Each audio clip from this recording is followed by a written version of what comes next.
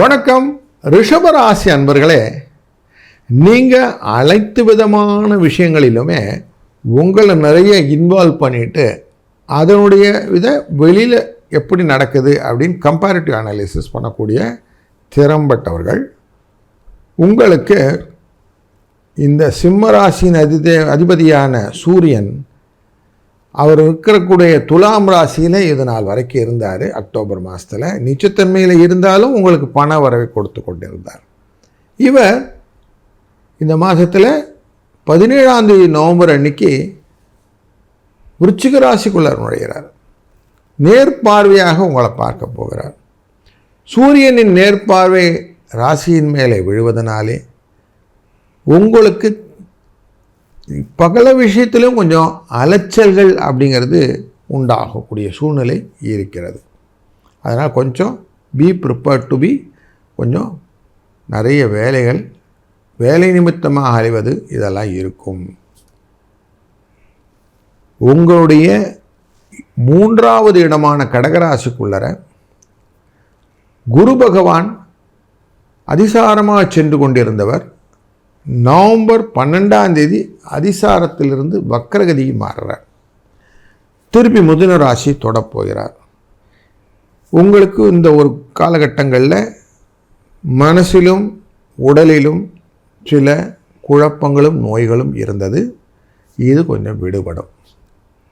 அதுவும் பண வருவை பற்றிய எண்ணங்கள்லாம் கொஞ்சம் ஈடேறும். அந்த வாய்ப்புகளை இந்த குருவின் ரிவர்ஸ் அப்படிங்கிற வக்கரம் உங்களுக்கு ஹெல்ப் பண்ண போகுது.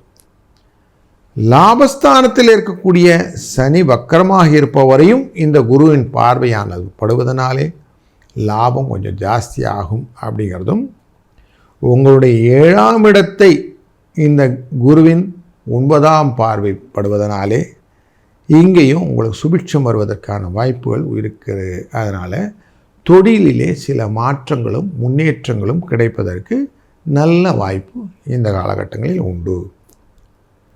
உங்கள் ராசியின் 4ஆம் இடத்திலே கேது இருக்கிறார். அந்த 4ஆம் இட கேதுனாலே வார்த்தைகள்னால் விரோதங்கள் வருவதற்கு நிறைய வாய்ப்பு இருக்குது ரிலேஷன்ஸ் கிட்ட. அதனால் எக்ஸ்ட்ராவாக எந்த வார்த்தை பேசினாலும் அதை எடிட் பண்ணி பேசுகிறதுன்னு சொல்லுவோம். அப்படி கொஞ்சம் நிறுத்தி நிதானித்து பேசுங்க. உங்களுடைய பஞ்சமஸ்தானமான கன்னிராசிக்குள்ளர சுக்கிர பகவான் இருப்பார். அவர் நவம்பர் 3ஆம் தேதி 6ஆம் இடத்துக்கு போயிடுவார். சுக்கிரன் 6ஆம் இடத்துல ஆட்சியில் அமரக்கூடிய சூழ்நிலையில் அது நல்ல ஒரு உங்களுக்கு பலனை தருவதற்கு இல்லை. உங்கள் ராசிநாதனே ஆனாலும் கொடுத்த கடன் வருவதற்கு உங்களுக்கு கஷ்டமாக இருக்கும். உங்கள் பக்கம் இருக்க கேஸ் போன்ற விஷயங்கள் எல்லாம் உங்களுக்கான சாதகமான சூழ்நிலை தருவதிலே சில சிக்கல்கள் உண்டாகும். வழக்கிலும் எதிர்பாராத திருப்பங்களை காட்டி கொடுத்தோம். அதனால் கொஞ்சம் எச்சரிக்கையாக இருக்க வேண்டும். இந்த நவம்பர் 3 வரைக்கும் இந்த புதனும் சுக்கிரனும் பரிவர்த்தனை யோகத்தில் இருப்பாங்க. அதனால் வீடுங்களில் கொஞ்சம் உங்களுடைய பேச்சுக்கு ஒரு இருக்காது. கணவன் மனைவிக்குள்ளே கொஞ்சம் ஒற்றுமை இல்லாத சூழ்நிலை இருந்தது. அது கொஞ்சம் மாறும்.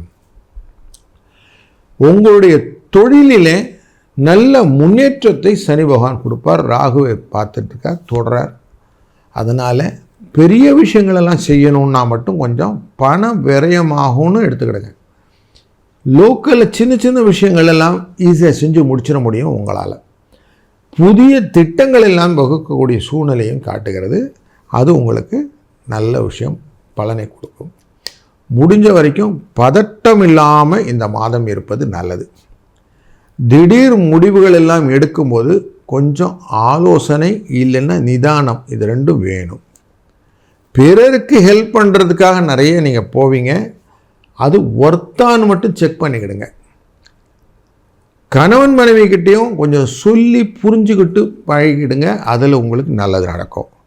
உங்களுடைய அணுகுமுறையில் சில மாற்றங்களை ஏற்படுத்தும் போது இந்த நவம்பர் மாதம் உங்களுக்கு ஆரோக்கியமான மாதம் ஆகும் அப்படிங்கிறது சந்தேகம் இல்லை. இதில் சில சூட்சமங்கள் எல்லாம் புரிஞ்சுப்பீங்க. எப்படி பேசணும், என்ன மாதிரி பேசணும், நுவான்சஸ்ன்னு சொல்லுவோம். அப்படி அதனுடைய தாற்பயங்களை புரிந்து போகும்போது உத்தியோகத்தில் உங்களுக்கான ரெகக்னிஷன் கிடைக்கிறதுக்கான வாய்ப்புகளை நீங்கள் அதிகமாக பயன்படுத்தி கொள்ள முடியும் அப்படிங்கிறதும் இந்த மாதத்திலே நீங்கள் புரிந்து கொள்ளலாம். இந்த மாதத்திலே ரம ஏகாதசி அப்படின்னு வரும்.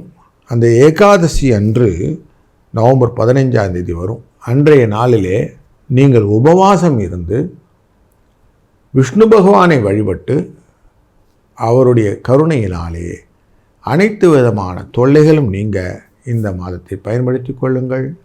நல்லது நடக்கும். நல்லதே நடக்கட்டும். வாழ்க வளத்துடன். இந்த கோச்சார பலன்கள் அப்படிங்கிறது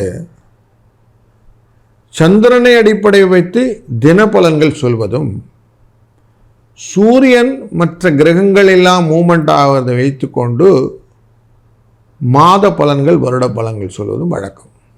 இது எல்லாமே தனிப்பட்ட முறையிலே ஒரு ஜாதகருக்கும் பொருந்துமா அப்படின்னா, ஒரு தனிப்பட்ட முறையை பார்க்கும்போது அவருடைய லக்னங்கள், பார்வை பலங்கள் இதெல்லாம் நம்ம முக்கியம். அதுவும் லக்னம் எங்கே உட்காருதோ அதை பேஸ் பண்ணி தான் 1ஆம் பாவம் 2ஆம் பாவம் எடுப்போம்.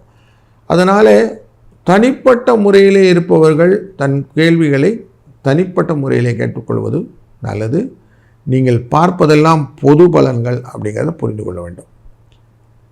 இந்த நவம்பர் மாதத்திலே முக்கியமான நிகழ்வுகளிலே பார்க்கும்போது, குரு பகவான் தர்மாதிபதி, இவர் கர்மாதிபதியான சனி பகவானை தன்னுடைய பார்வையால் பார்க்க போகிறார் அப்படிங்கிறது ரொம்ப முக்கியமான நிகழ்வு.